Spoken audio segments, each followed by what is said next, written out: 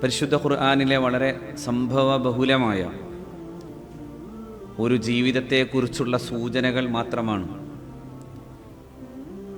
എൻ്റെ ഈ വളരെ പരിമിതമായ സമയത്തിൻ്റെ ഉള്ളിലെ പ്രസംഗത്തിൽ നടത്താൻ ആഗ്രഹിക്കുന്നത്. ഖുർആൻ മഹാരഥന്മാരായ ആളുകളെ ഓർക്കാൻ ആവശ്യപ്പെടുന്നു. അവരുടെ ഓർമ്മകൾ സത്യവിശ്വാസിയുടെ ജീവിത പ്രയാണത്തിന് വലിയ അർത്ഥത്തിലുള്ള ഊർജം നൽകുകയും അതവരിൽ കൂടുതൽ ധാർമ്മികമായി നന്മ ചെയ്യാൻ സാധ്യമാകുന്ന വിധത്തിലുള്ള പ്രചോദനമാവുകയും ചെയ്യും എന്ന് ഖുർആൻ പഠിപ്പിക്കുകയാണ്. അവരെയൊക്കെ ഓർക്കണമെന്ന് പടച്ചവൻ പഠിപ്പിക്കുന്നു. വദ്കുർ ഫിൽ കിതാബി ഇബ്രാഹിം നബി അലൈഹിസ്സലാമിനെ ഓർക്കണം എന്ന് അല്ലാഹു പഠിപ്പിക്കുന്നു. ഇസ്ഹാഖ് നബിയെ, യഅഖൂബ് നബിയെ, യൂനുസ് നബി അലൈഹിസ്സലാമിനെ അലൈഹിസ്സലാം, ഇവരെ ഓരോരുത്തരെയും പ്രത്യേകം പേരെടുത്തു പറഞ്ഞുകൊണ്ടാണ് അല്ലാഹു റബ്ബുൽ ഇസ്സത്ത് അവരുടെ ജീവിത വിശേഷണങ്ങളെക്കുറിച്ച് പറയുകയും അവരുടെ ഓർമ്മകളെ കൂടുതൽ ഉദ്ദീപിപ്പിക്കുകയും ചെയ്തിട്ടുള്ളത്. അതുപോലെ തന്നെയാണ് മഹാനായ സയ്യിദുനാ ഈസ നബി അലൈഹിസ്സലാമിനെയും വളരെ ബഹുലമായ ഒരു ചരിത്രത്തെയാണ് അല്ലാഹു റബ്ബുൽ ഇസ്സത്ത് ഉദ്ധരിച്ചത്. ആ മഹാനായ പ്രവാചകന്റെ ജീവിതത്തെയും ആ മഹാനായ പ്രവാചകന്റെ കുടുംബത്തെയും കൂടി അല്ലാഹു റബ്ബുൽ ഇസ്സത്ത് വിശദീകരിച്ചു. ഒരുപക്ഷെ പരിശുദ്ധ ഖുർആനിൽ ഇത്രയേറെ പരാമർശിതനായ മഹാനായ മൂസ നബി അലൈഹി സ്വലാത്തു വസ്സലാമിനെ കഴിച്ചാൽ മഹാനായ സയ്യിദുനാ ഈസ അലൈഹിസ്സലാമാണ്. ആ കുടുംബത്തെക്കുറിച്ചാണ് കൂടുതൽ പരാമർശം നടത്തിയിട്ടുള്ളത്. 2 അധ്യായങ്ങൾ അല്ലാഹു റബ്ബുൽ ഇസ്സത്ത് ആ കുടുംബത്തെക്കുറിച്ച് പറയാൻ വേണ്ടി ഉപയോഗിച്ചു. 2 അധ്യായങ്ങളിൽ മാത്രമായി ആ പരാമർശങ്ങളെ ഒതുക്കുകയുമായിരുന്നില്ല. പലയിടങ്ങളിലായി അല്ലാഹു റബ്ബുൽ ഇസ്സത്ത് അവരെക്കുറിച്ച് പറഞ്ഞു വച്ചു. പക്ഷേ എന്നാൽ 2 അധ്യായങ്ങൾ കൃത്യമായി തന്നെ അതിനെ വിശദീകരിക്കാൻ വേണ്ടി വന്നു.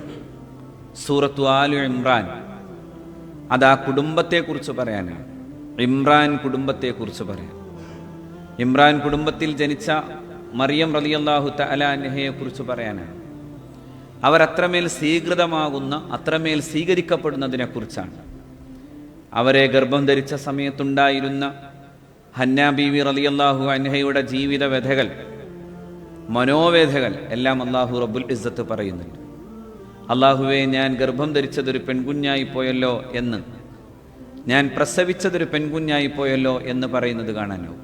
കാരണം എൻ്റെ ഗർഭത്തിലുള്ള കുട്ടിയെ ഞാൻ ബൈത്തുൽ മഖ്ദസിലേക്ക്, ഇന്ന് നാം കണ്ണുനീരോടെ ഓർക്കുന്ന ബൈത്തുൽ മഖ്ദസിലേക്ക് ഞാൻ നേർച്ചയാക്കിയിരിക്കുന്നു എന്നാണ് മറിയം റളിയല്ലാഹു അൻഹയെക്കുറിച്ച് അവരുടെ മാതാവ് പറഞ്ഞു വച്ചത്. ഇന്നി നദർതു മാഫിൽ ബത്നി മുഹററ എന്നാണ്. അല്ലാഹുവേ, ഞാൻ ഈ കുഞ്ഞിനെ, ആ കുഞ്ഞ് ആരാണ് എന്താണ് എന്നൊന്നും അപ്പോൾ അറിയുന്നില്ല.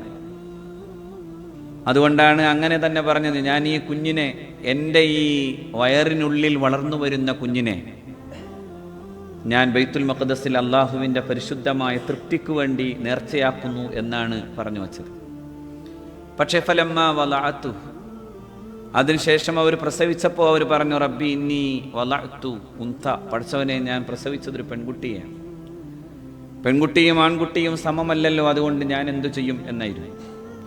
പക്ഷെ അള്ളാഹു പറഞ്ഞു, അവരെ തന്നെ അതിന് നിശ്ചയിക്കുക. അങ്ങനെ നിശ്ചയിക്കപ്പെട്ട ഒരു കന്യകയും പരിശുദ്ധയുമാണ് മറിയം റളിയല്ലാഹു അൻഹ എന്ന് ഖുർആൻ പറയുന്നു. മറ്റൊരു ഗ്രന്ഥത്തിനും കാണാനാവാത്ത സവിശേഷതയാണ്. മഹാനായ ഈസ നബി അലൈഹിസ്സലാമിൻ്റെ കുടുംബത്തെയും മാതാവിനെയും അവരുടെ പാരമ്പര്യത്തെയും ഇത്രമേൽ വിശദമായി എന്ന് മാത്രമല്ല, ഇത്രമേൽ പരിശുദ്ധമായി വിശദീകരിക്കുന്നത് ഖുർആനാണ്. അവർക്കു നേരെയുള്ള സകല കളങ്കങ്ങളെയും കഴുകിക്കളയുന്നതും ഖുർആനാണ്. അവരെക്കുറിച്ചുള്ള മറ്റു പരാമർശങ്ങളൊന്നും ശരിയല്ലെന്ന് പറയുന്നതും ഖുർആനാണ്. മറ്റു പരാമർശങ്ങൾ എന്ന് പറയുന്നത് അവർ മോശമായി നടന്നിരുന്നു എന്ന് പറയുന്ന തരത്തിലുള്ള പരാമർശങ്ങളാണ്. അങ്ങനെ ഒരു ജന്മമാണ് ഈസ അലൈഹിസ്സലാമിൻ്റെ ജന്മം എന്ന വിശദീകരണങ്ങൾ നൽകുന്നവരാണ്. ഇന്നിപ്പോൾ ചിലയിടങ്ങളിലെങ്കിലും ഭായിയായി നടക്കുന്നവർ എന്ന് പറയുന്നിടത്ത് തന്നെയാണ് പരിശുദ്ധ ഖുർആൻ അതിനെല്ലാം തള്ളിക്കളയുന്നത്. അതായത് ജൂതന്മാരാണ് അത് പ്രചരിപ്പിച്ചത്. ആ പ്രചരണങ്ങളെ മുഴുവനും തള്ളിക്കളഞ്ഞുകൊണ്ടാണ് ഖുർആൻ പറഞ്ഞത്, അവരുടെ മാതാവ് പരിശുദ്ധയും അവരുടെ മാതാവ് സത്യനിഷ്ഠയുമാകുന്നു എന്ന് ഖുർആൻ പറഞ്ഞു. എത്രമേൽ അല്ലാഹു റബ്ബുൽ ഇസ്സത്ത് പറഞ്ഞു, സത്യവിശ്വാസികൾക്ക് ചില ഉദാഹരണങ്ങൾ പറയുന്നിടത്ത് ആ സത്യവിശ്വാസികളായിട്ടുള്ള ആളുകളുടെ ഏറ്റവും മനോഹരമായ 2 മാതൃകകളെ അള്ളാഹു പഠിപ്പിച്ചത് 2 മഹിളാമണികളെ കുറിച്ചാണ്.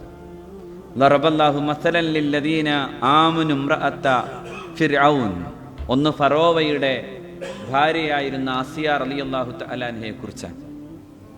ഒരു അജുംബിത പുഷ്പം പോലെ, ഒരു അനാഘൃത പുഷ്പം പോലെ, ഒരിക്കലും ഫറോവക്ക് തൊടാൻ പോലും കഴിയാത്ത വിധം സുരക്ഷിതയായി നിന്നിരുന്ന ഒരു മഹിളാ രത്നമായിരുന്നു ആസിയ റളിയല്ലാഹു അൻഹ. അതേപോലെ തന്നെയാണ് വിശുദ്ധ ഖുർആൻ മറിയം റളിയല്ലാഹു തആല അൻഹയെ കുറിച്ച് പറഞ്ഞപ്പോഴും അല്ലാഹു റബ്ബുൽ ഇസ്സത്ത് പറഞ്ഞു, അവരും ഇതുപോലെ തന്നെ പരിശുദ്ധയാണ്. ഒരിക്കൽ പോലും ഒരു പുരുഷനാൽ സ്പർശിക്കപ്പെടാത്ത വിധം പരിശുദ്ധയായ, അങ്ങനെ ഒരു തരത്തിലുമുള്ള സംഭവങ്ങളും ഇല്ലാത്ത വിധം വിശുദ്ധയാക്കപ്പെട്ട ഒരു സ്ത്രീയാണ്, മഹിളാമണിയാണ് സയ്യിദത്തുന മറിയം റളിയല്ലാഹു തആല അൻഹ എന്ന് പരിശുദ്ധ ഖുർആൻ പറഞ്ഞു.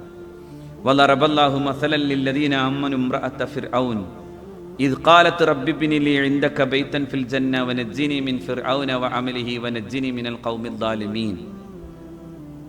അവരെ കുറിച്ച് പറഞ്ഞത് ആസിയയെ കുറിച്ചാണ് റളിയല്ലാഹു അൻഹ. അവിടെ ഖുർആൻ പറഞ്ഞത് ഫറോവയുടെ സ്ത്രീ. പക്ഷേ എന്നാൽ അവർ സത്യവിശ്വാസത്തിൽ അടിയുറച്ചു നിന്നതിൻ്റെ പേരിൽ ഭീകരമായ പീഡനങ്ങൾ ഏറ്റുവാങ്ങുന്ന നേരം, ആ ഭീകരമായ പീഡനങ്ങളുടെ സമയത്ത് പോലും സന്തോഷത്തോടുകൂടെയുള്ള പ്രാർത്ഥനയാണ്. അവരിങ്ങനെ പ്രാർത്ഥിച്ചു, റബ്ബി ഇബ്നി ലി ഇൻദക ബൈതൻ ഫിൽ ജന്ന, സ്വർഗത്തിൽ നീ ഒരു ഭവനം പണിതു തരേണമേ. വനജ്ജിനി മിൻ ഫിർഔന വഅമലിഹി വനജ്ജിനി മിനൽ ഖൗമിദ് ളാലിമീൻ, അക്രമകാരികളായ ആളുകളിൽ നിന്ന് രക്ഷപ്പെടുത്തുകയും ഫറോവയും അവൻ്റെ അതിക്രമത്തിൻ്റെയും അധികാരത്തിൻ്റെയും എല്ലാത്തരം ക്രൂരതകളിൽ നിന്നും നീ രക്ഷപ്പെടുത്തുകയും ചെയ്യണമേ എന്ന് പ്രാർത്ഥിക്കുന്നുണ്ട് ആസിയ റളിയല്ലാഹു അൻഹ. അതും ഒരു കുഞ്ഞിനെ കുറിച്ച് പറയുന്ന ചരിത്രത്തെയാണ് അവിടെയും അല്ലാഹു റബ്ബുൽ ഇസ്സത്ത് വിശദീകരിക്കുന്നത്. ഞാൻ അത്ഭുതത്തോടെയും അതോടൊപ്പം തന്നെ അതിശയത്തോടെയും ആലോചിച്ചു പോകാൻ, 70,000 കുഞ്ഞുങ്ങളെ കൊന്നിട്ടും മൂസ ജനിച്ചു എന്നതാണ് ചരിത്രത്തിൻ്റെ ഏറ്റവും വലിയ പാഠം. 70,000 കുഞ്ഞുങ്ങളെയും ഫറോവ കൊന്നുകളഞ്ഞു. ഇന്ന ഫിർഔന അലാ ഫിൽ അർള് വജഅല അഹ്ലഹാ ശിയഅൻ യസ്തൽഇഫു ത്വായിഫതൻ മിൻഹും യുദബ്ബിഹു അബ്നാഅഹും വയസ്തഹ്യി നിസാഅഹും ഇന്നഹു കാന മിനൽ മുഫ്സിദീൻ എന്ന് പരിശുദ്ധ ഖുർആൻ പറയുന്നത് കാണാം. നിശ്ചയം ഫറോവ അവൻ ഭൂമിയുടെ അധികാരം ഏറ്റെടുത്തപ്പോൾ അവൻ ആളുകളെ പരസ്പരം വർഗീകരിച്ചുകൊണ്ട് ഭിന്നിപ്പിച്ചു. ഡിവൈഡ് ആൻഡ് റൂൾ, പരസ്പരം ഭിന്നിപ്പിച്ചു. അങ്ങനെ ഭിന്നിപ്പിക്കുക മാത്രമായിരുന്നില്ല, കുഞ്ഞുങ്ങളെ കൊന്നുകളയുകയും സ്ത്രീകളെ ശേഷിപ്പിച്ച് അപമാനിക്കുകയും ചെയ്തു എന്നാണ് ഖുർആൻ പറഞ്ഞത്. ആ വർത്തമാനം കേൾക്കുമ്പോൾ ഞാൻ ആലോചിച്ചു പോകാൻ, 70,000 കുഞ്ഞുങ്ങൾ മരിച്ചിട്ടും ഒരു മൂസ തല ഉയർത്തിപ്പിടിച്ച് ജീവിച്ചതുപോലും ഫറോവയുടെ കൊട്ടാരത്തിലാണ്.